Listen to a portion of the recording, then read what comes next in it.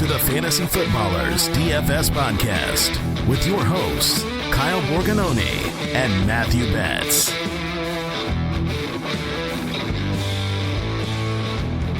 Welcome in Tuesday, November 15th, here on the Fantasy Footballers DFS Podcast.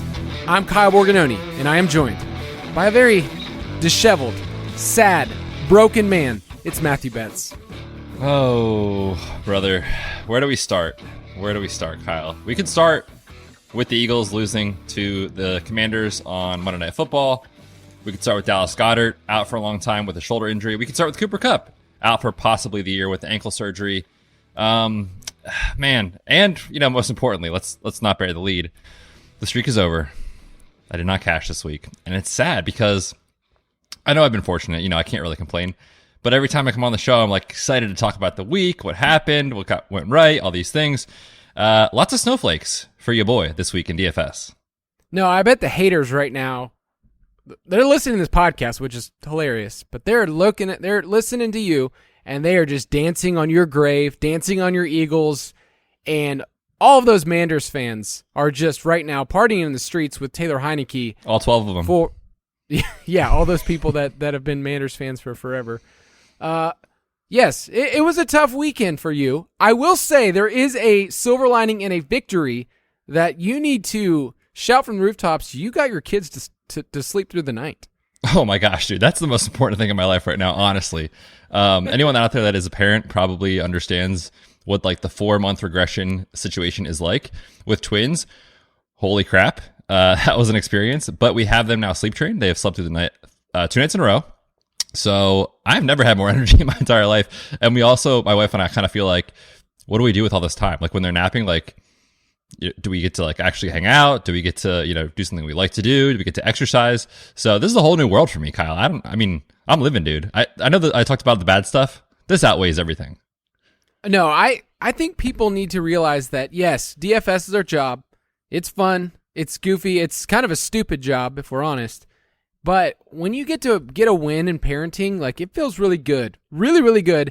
And I don't have experience with twins, but getting your kid to slowly progress through, hey, they're growing, they can sleep longer, it's kind of a miracle because at different stages, I won't lie, there are certain points you're like, how will this ever change? How will this human being ever grow? How will they ever make good decisions?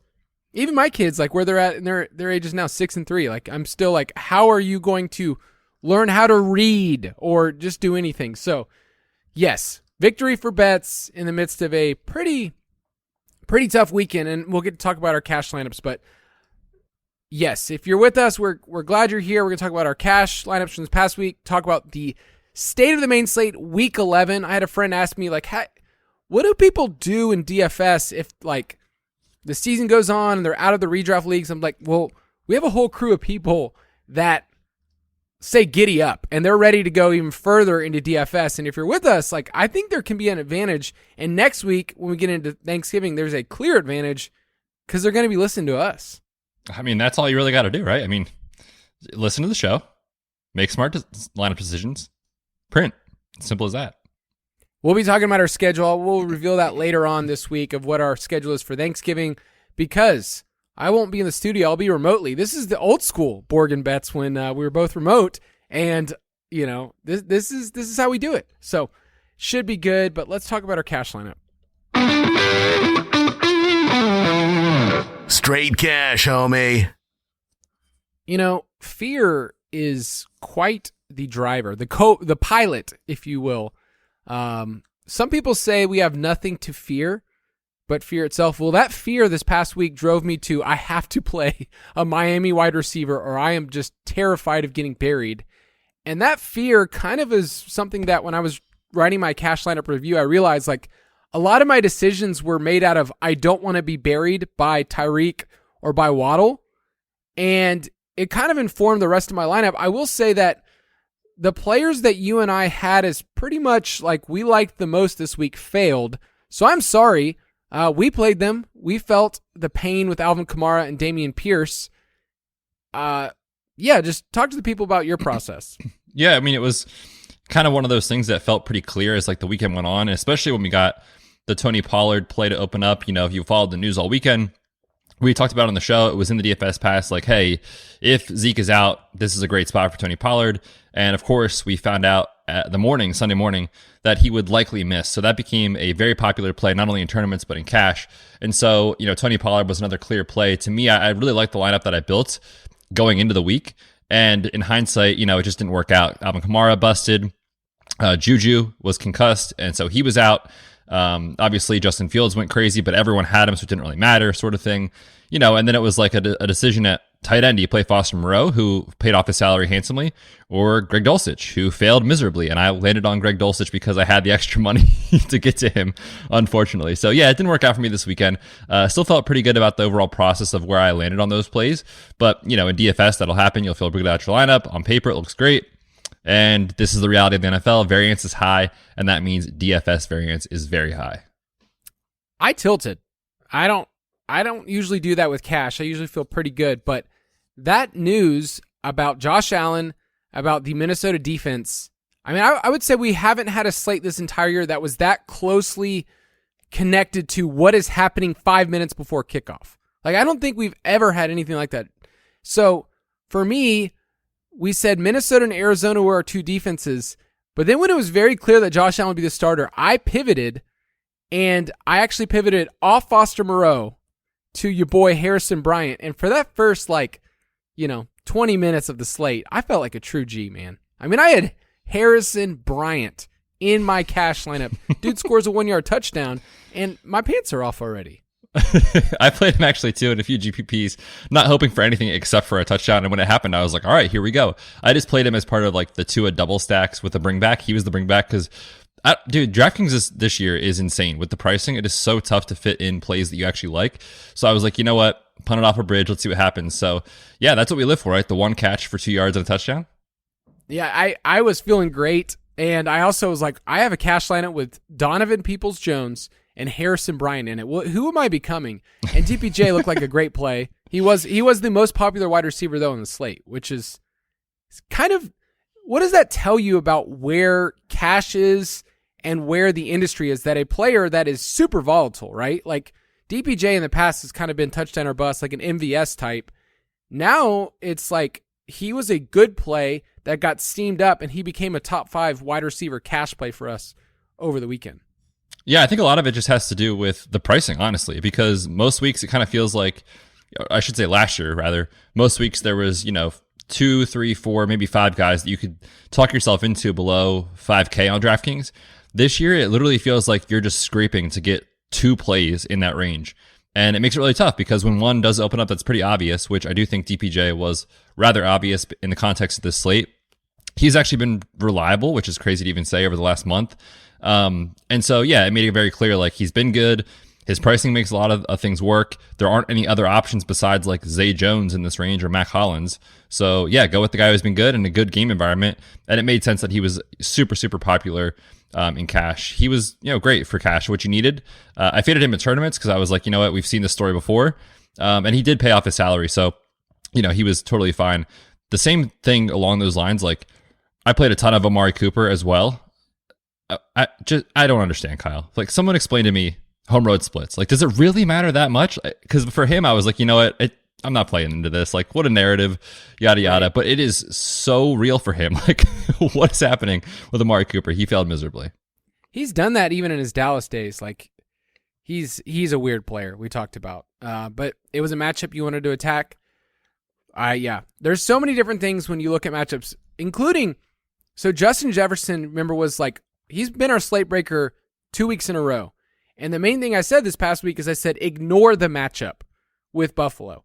And, he was bonkers, catch of the year. One of my favorite catches of my life. I know everybody's going to be talking about that. But J-Jets, I was wearing my J-Jets shirt yesterday, just kind of strutting around in the office that's our boy. Former could have been, probably should have been Philadelphia Eagle Justin Jefferson. Stop, Kyle. Stop. Not today, okay? Of all the days, not today. On the day that we lose. This is my chance to the Commanders and their backup quarterback, which, shout out to Taylor Heineke. He's a fun player to root for as an NFL fan just because he cares so much and, he's gritty and all those things. But My goodness, what an egregious game that was. But yeah, man, I mean, Justin Jefferson, we talked about it just in general with like wide receiver cornerback matchups. They matter a little. They don't matter that much, especially for elite wide receivers. So that's one area that I think the field is still very much afraid to play those guys. We saw it last night. If anyone played Showdown, like everyone was into Curtis Samuel because the Eagles slot corner was out. You know, Darius Slay on the perimeter is getting all the headlines. He's been great. Terry McLaurin is just that dude, and Justin Jefferson is that dude. So that's one edge I think that still exists in DFS is ignoring cornerback matchups when it makes sense and really going after the studs when they're not going to be rostered.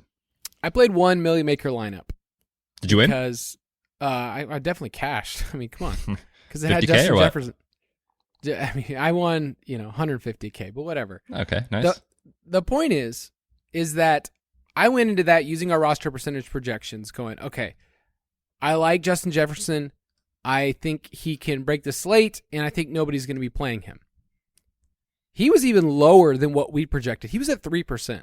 So it's using the game theory portion. That's like one of my favorite things. It's just saying, okay, here's what the field is so confident it's going to happen, and nobody's going to play this person. Yeah, I mean, I had a good little run there with that team where I was like, hey, I'm live here, and I like thinking of my Millie Maker lineup, my golden gun approach, because I don't like dumping a ton of money. It's not a good approach for people, by the way. Don't do this. But I like saying this is my tournament lineup, and we're 10 weeks in, and that thing's cashed like 7 out of 10 weeks. So I like thinking this is a team that could go there, and it's kind of a thought experiment using my slate breakers and using the theory and stuff that we talk about. If you want to get all of our picks, all of them. We're talking FanDuel. We're talking DraftKings. We're talking, Betz' Vegas write-up. We're talking the Thursday night. Who's Thursday night this week? We got Packers and Titans. All right, so that's going to be a gross game, right? I mean, King Henry, baby. He should go off. Are you going to write up like Austin Hooper as like the slate breaker of that game?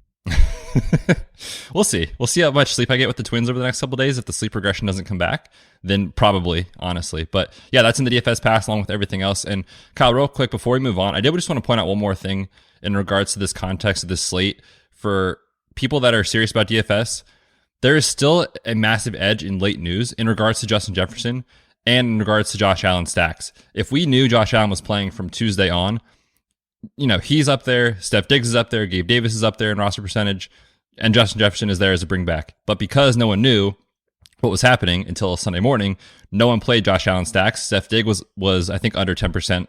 Justin Jefferson, as you mentioned, was not rostered. Gabe Davis went off. He was not. So if you're still plugged into late news and willing to adjust in the half hour to 45 minutes before kickoff, when it makes sense, there is still a huge edge in DFS. Yep, you can get all of that and more in the DFS Pass if you want to go to dfspass.com. And because we are kind people, we want to give a shout out to one of our listeners who won our weekly contest, Coach Dan. Coach Dan wanted to get a shout out, am I right? I mean, Coach Dan, come on, dude. The best part about getting a shout out is that you don't have to ask for the shout out. But you did win our contest. You took home $400 and you posted 230 DK points on this slate. For context, second on the slate, 198. I need to see the lineup because how did this guy score 230 on a slate that was very, very tough? So shout out to Coach Dan. Yeah, it's not far off. Millie Maker was 238. So not bad at all. Let's move on to week 11. State of the main slate.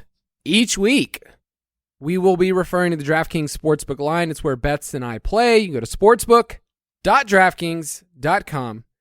And speaking of your Eagles, I thought it would just be a good thought process to check in on a little wager because I know my Eagles parlays did not hit last night. The Eagles money line, that didn't hit. That was so stupid. There's no way you could have talked me into Washington money line. Like you could have done Washington the spread. That was Andy's upset. I get that.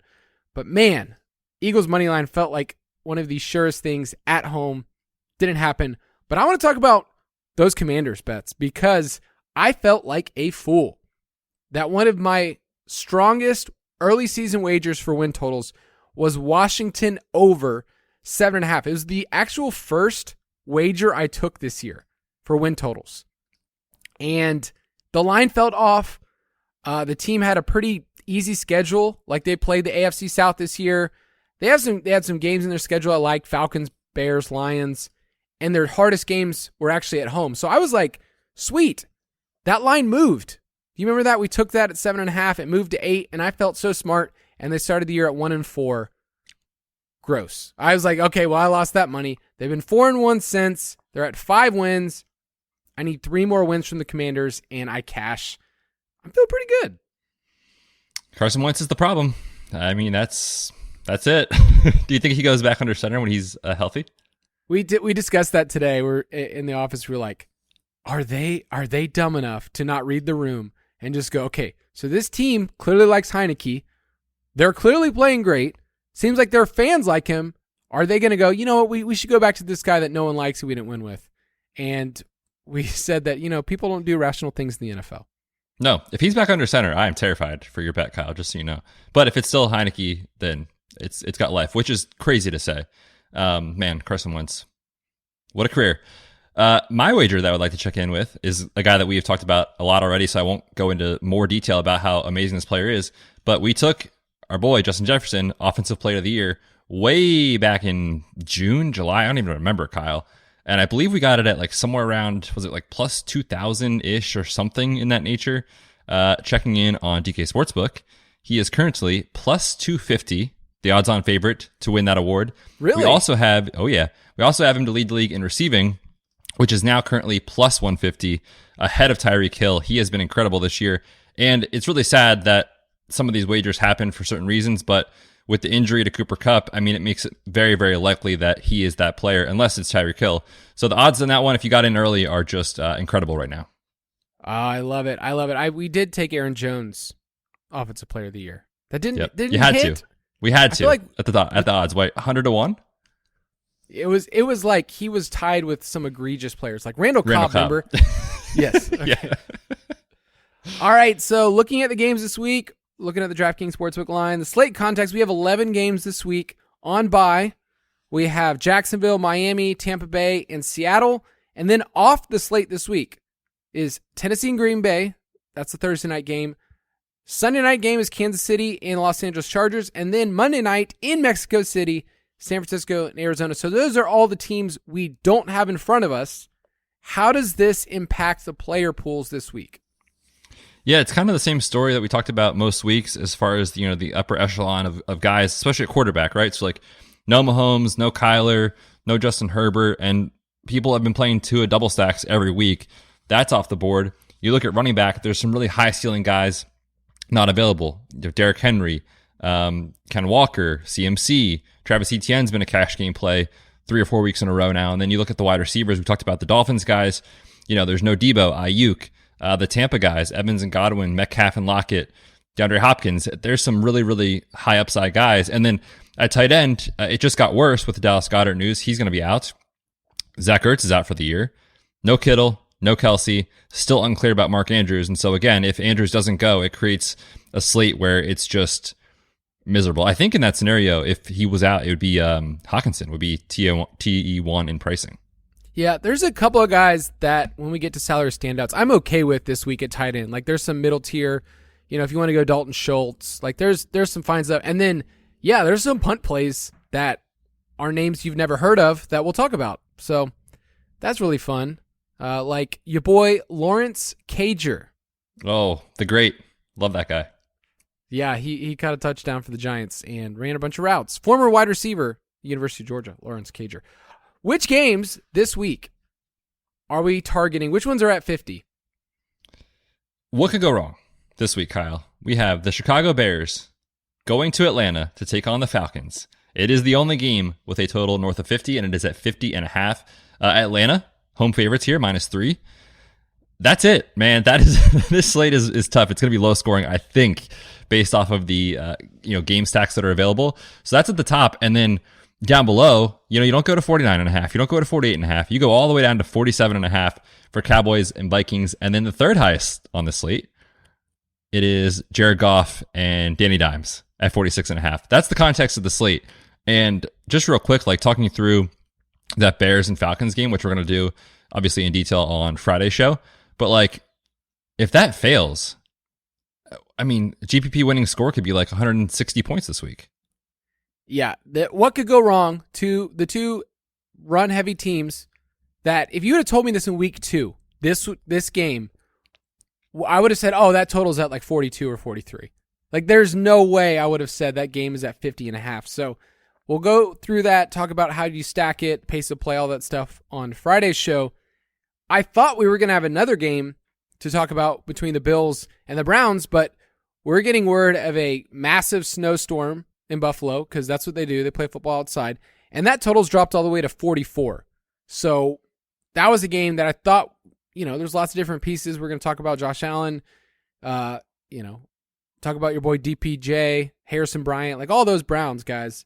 We're not going to be talking about them. So, weird slate. I will say it's a weird one to start off. Which teams have the highest team implied totals for Week 11? So we got the Ravens coming out of the bye, 27.8. They are on the road at Carolina.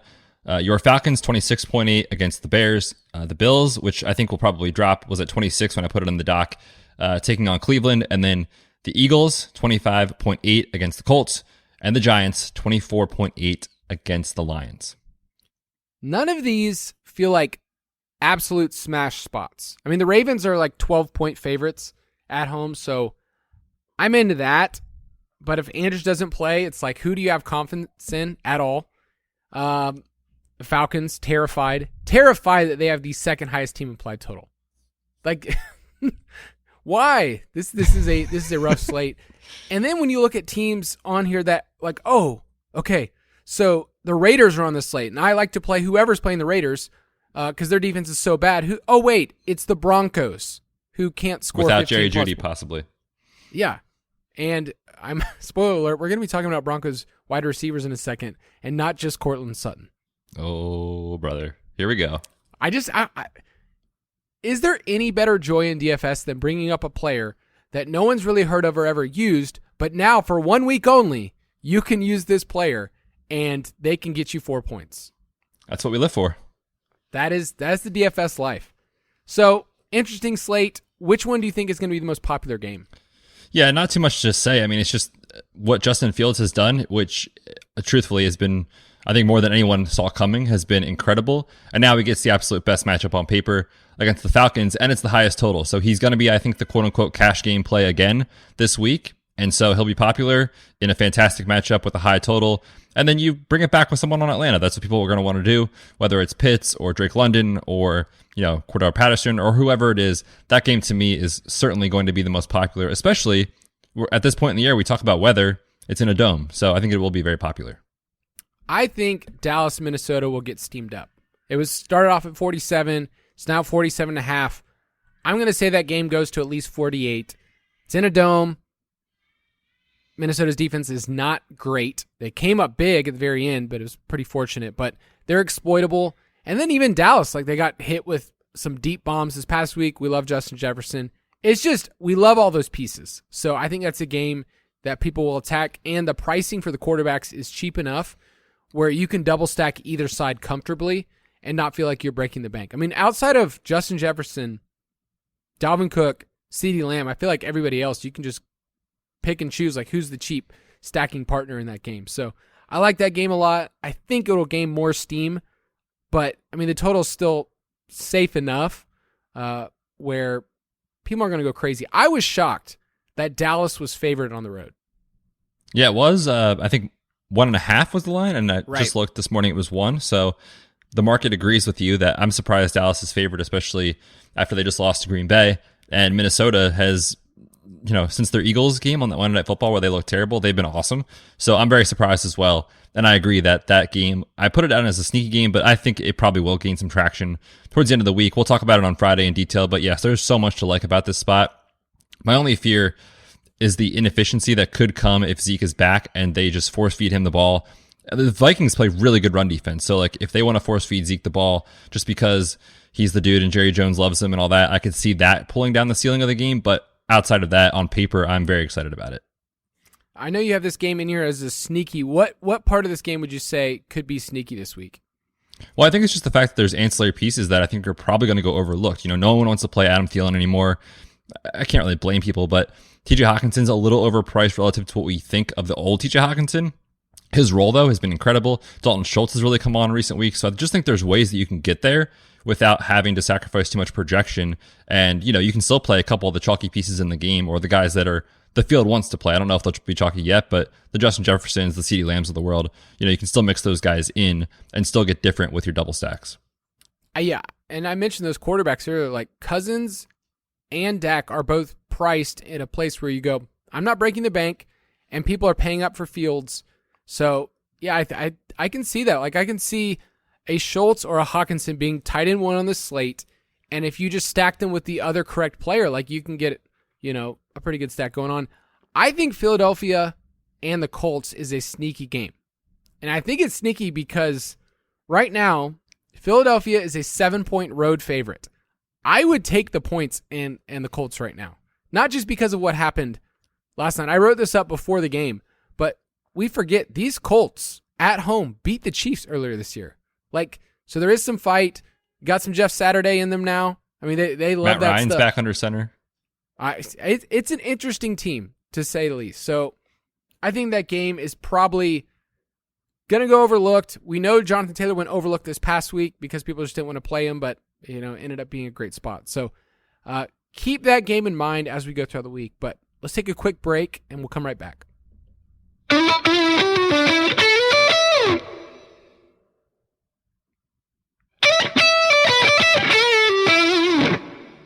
All right, for Week 11, which game are you feeling a little bit underweight on?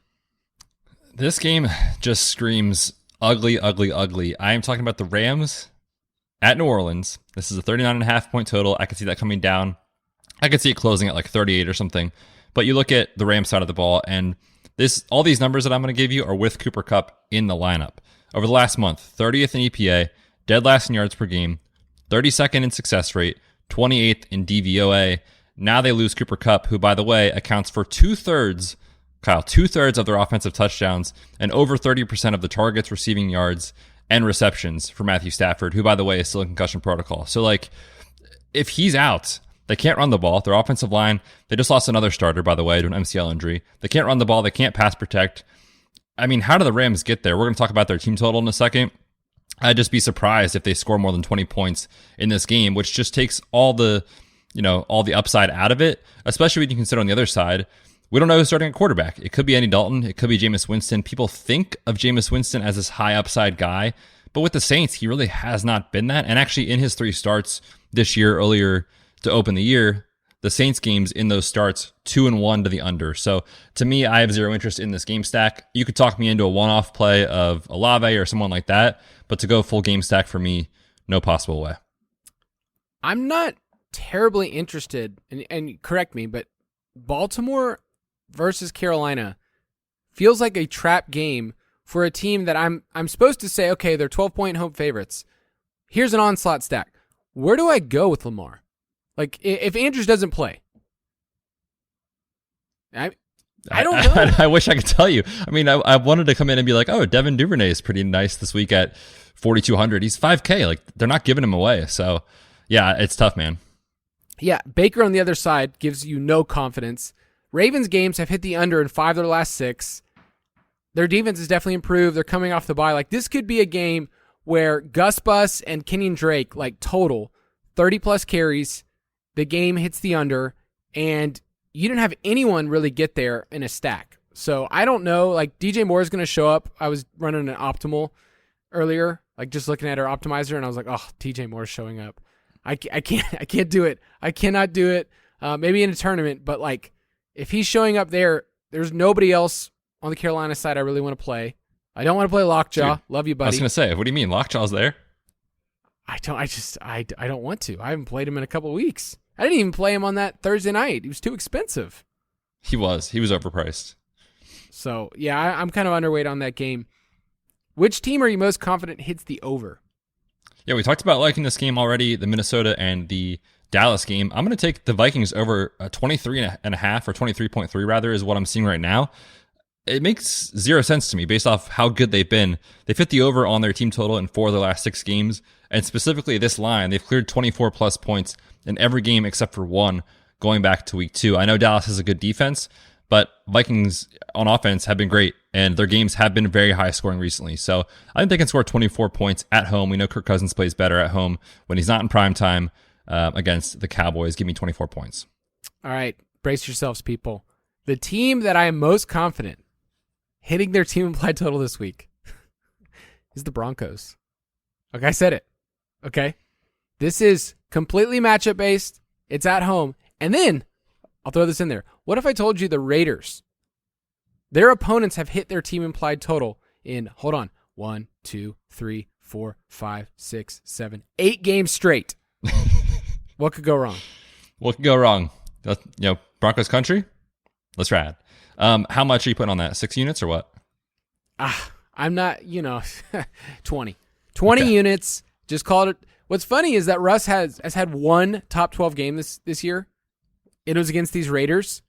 They put up 23 points, and they still lost the game. like the one time they and that was their season high in points, by the way, 23 points.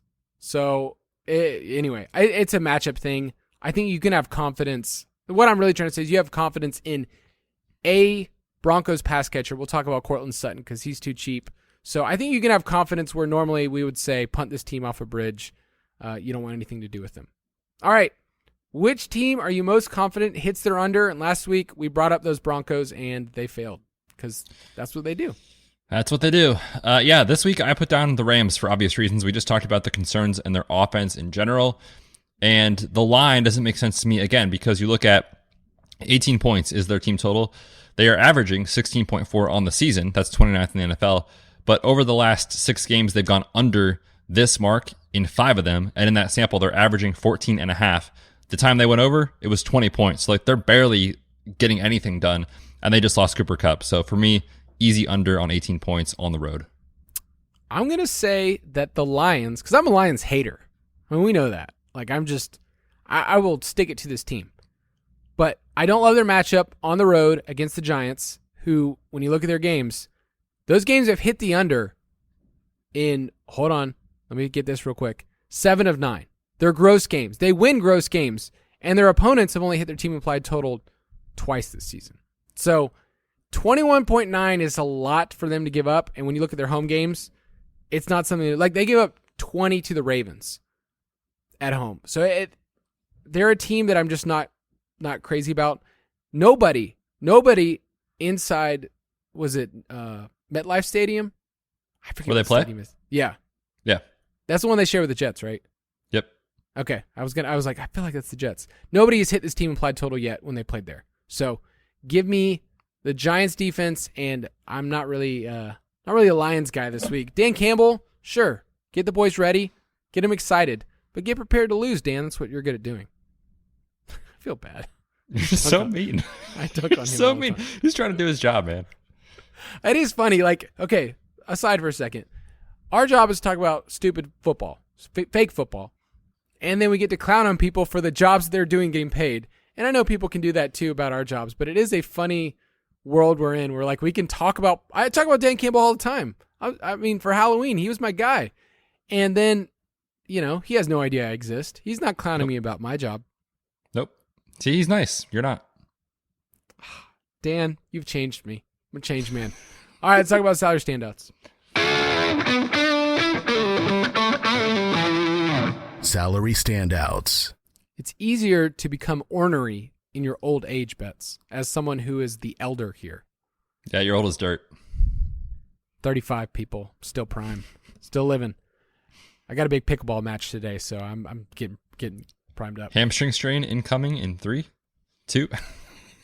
Okay, so I have a very good injury history. Like, surprisingly, like, I don't know how. So never broke a bone, knock on wood. Like, never. You should not have just said that. People checking on Kyle in about 3 hours. But I'm saying this because I was playing with the boys, we were throwing the frisbee, playing outside, and I felt something kind of give in my knee the other day, and I was like, man, I got to call Betz. There's something not right. I'm not going to tell my dad what you do because my dad will be the person to then be like, well, since Betz knows some medical stuff, I will explain to him everything in my medical history. Like, that happens all the time. I know. And do people ask you, like, hey, I have this problem with my urine? You're like, whoa, I don't deal with that. You're like, that is above what I know, sir. Yes, there are some weird questions. It is. All right, week 11, salary standouts, Justin Fields. Is he expensive enough? No, not for what he is, but at 7.6 on DraftKings against Atlanta, people are going to see what he did, and they're going to see the matchup. It would be different if we got Justin Fields, I don't know, on the road in Denver or something. But this is a easy matchup in a dome, and it's technically like a homecoming thing because he played at Harrison here in Georgia. So he's a baller. He's a baller. So 7.6, too cheap. Is he already in your lineup like before you even make it? I mean, I haven't even looked at anything, but he's the first name that stuck out to me this week is just, let me see what they did for Justin Fields. Yeah, it's not expensive enough. You could say it's starting to get up there because you're getting to the conversation soon where you're like, okay, is it Justin Fields or is it Josh Allen?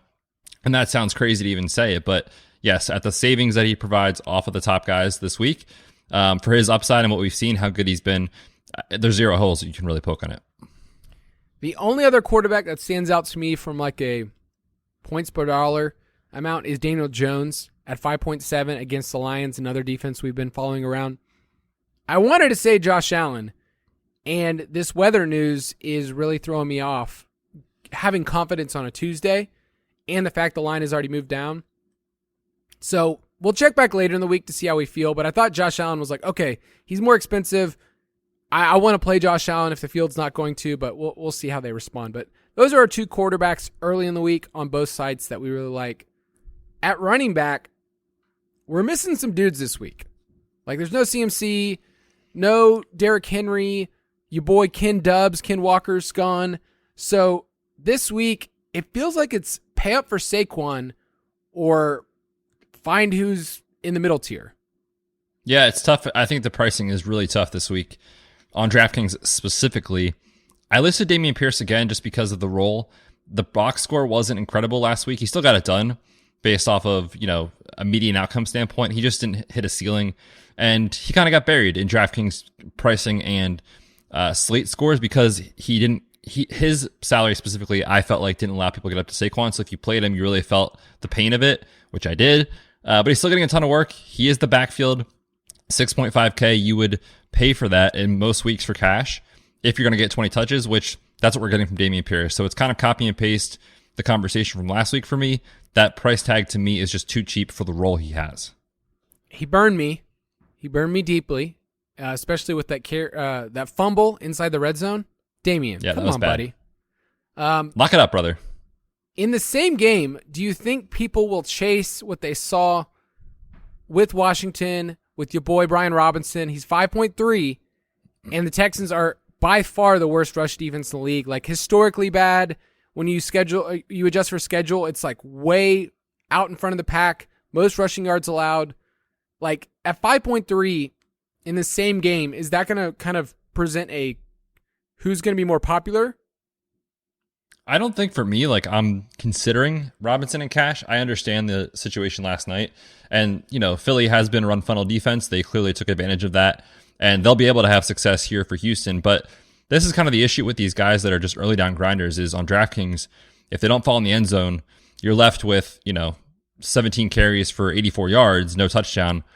That really hurts badly in cash. So I get the matchup. I get the price.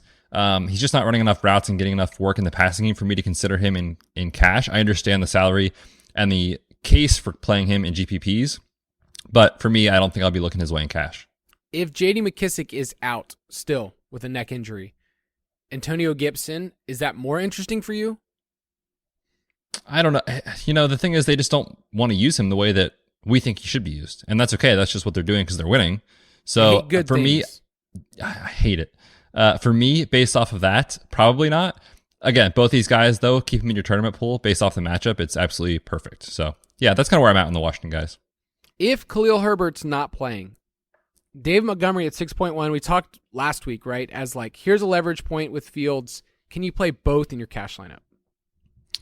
I don't think so, mostly because Fields has been doing so much with his legs. And I think at some point that will regress a little bit. Maybe not to the point of like what he was doing early in the year, but we can't expect 150 yards every week from him on the ground. That said, if you're playing Fields to have a great game or even another ceiling game, it's going to come at the expense of Dameon Pierce. So for me in cash, I would feel a little uneasy about that. We'll see what the field does. Obviously, we think Fields is going to be very popular.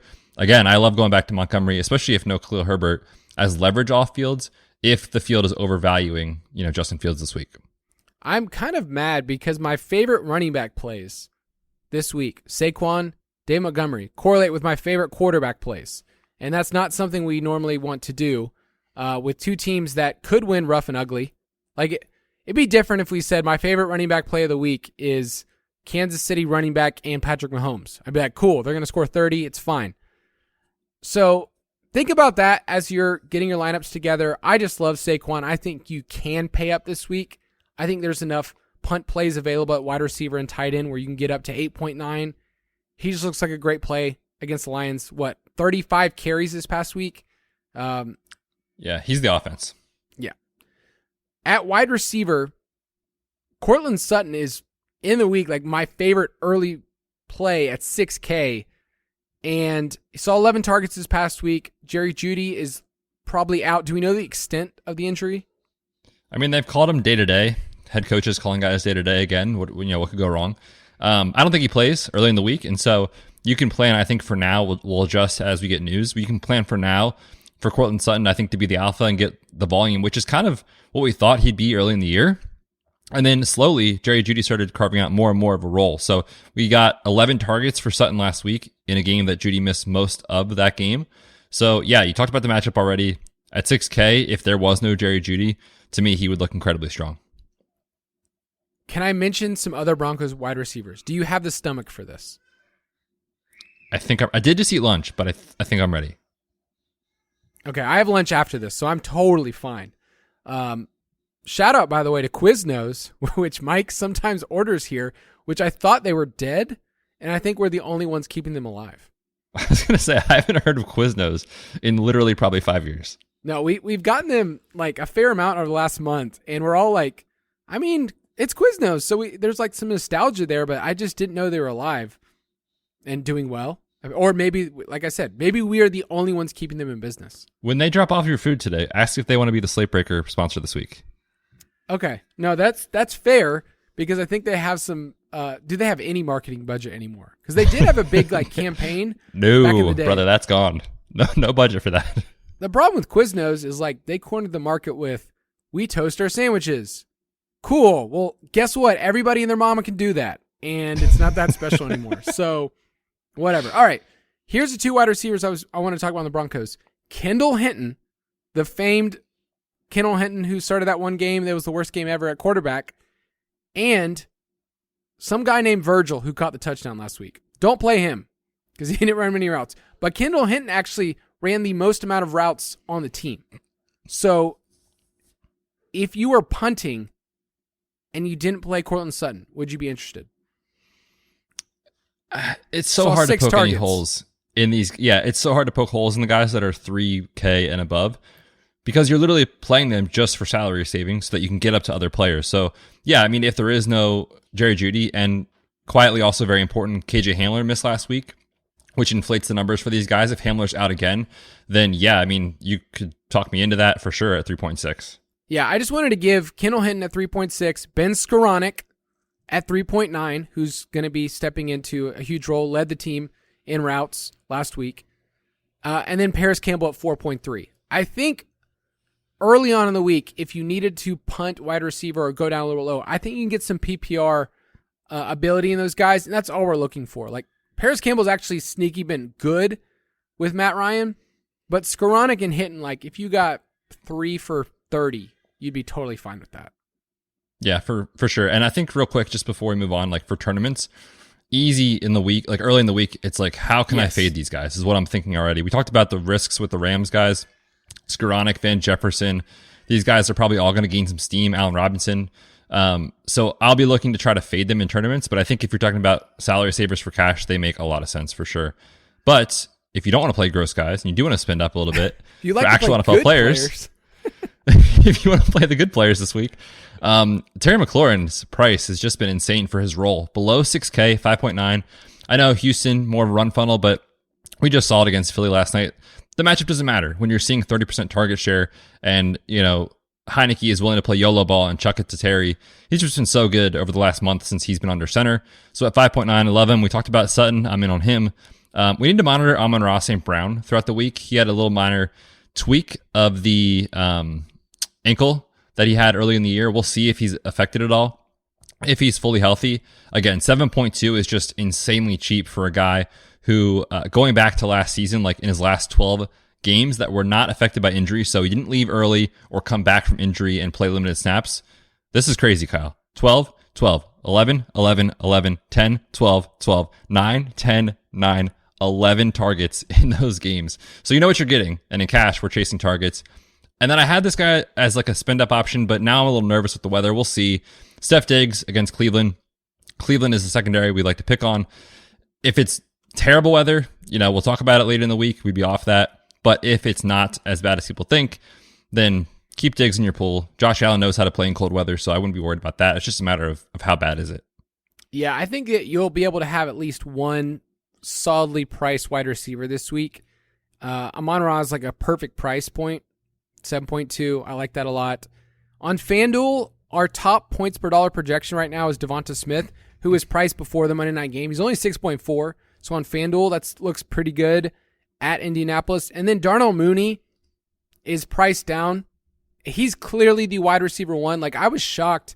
Chase Claypool was super involved their first week with the Bears, and then last week they said, hey, let's just like shift this down and like let him go behind like Byron Pringle and Equanimous St. Brown. Like, it was a weird thing to trade for a player and then all of a sudden say, like, we don't want him out on the field at all. They went backwards. So Mooney, 6K against the Falcons on FanDuel is a steal.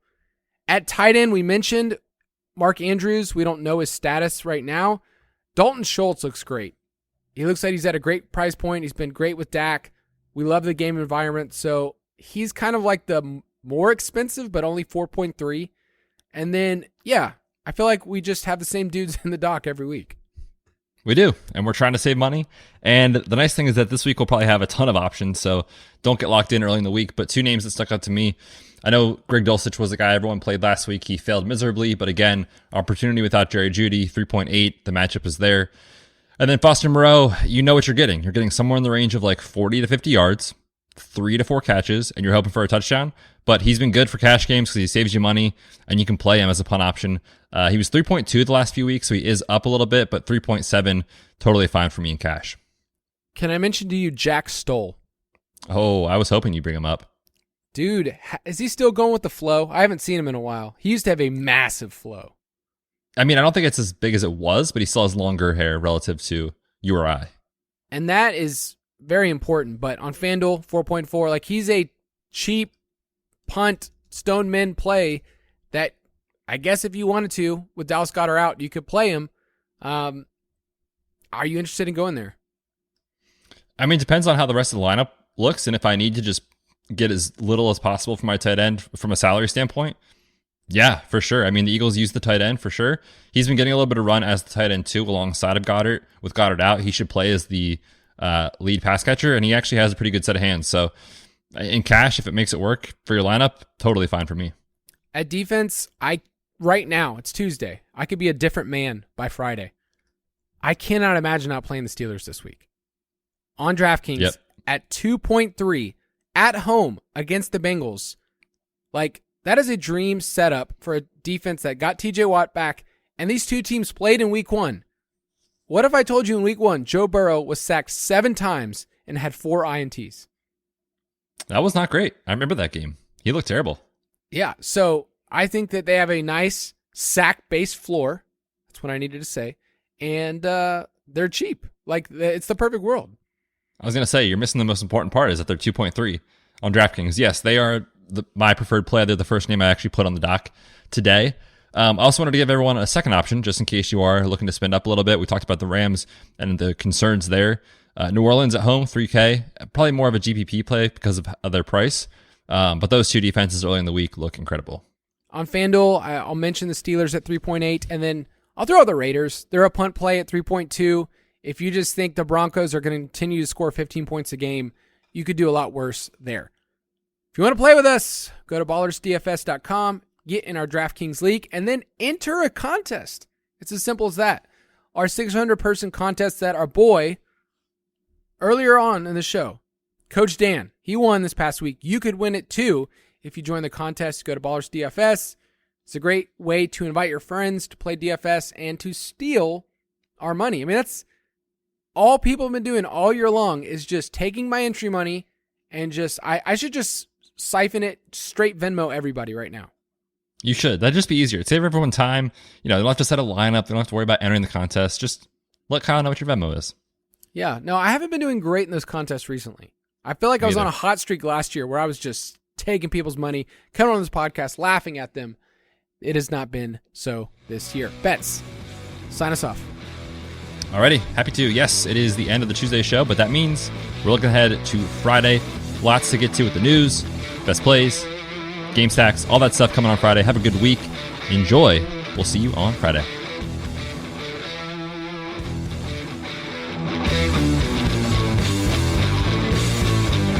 Thank you for listening to another edition of the Fantasy Footballers DFS Podcast. Don't forget to visit us on the web at www.thefantasyfootballers.com.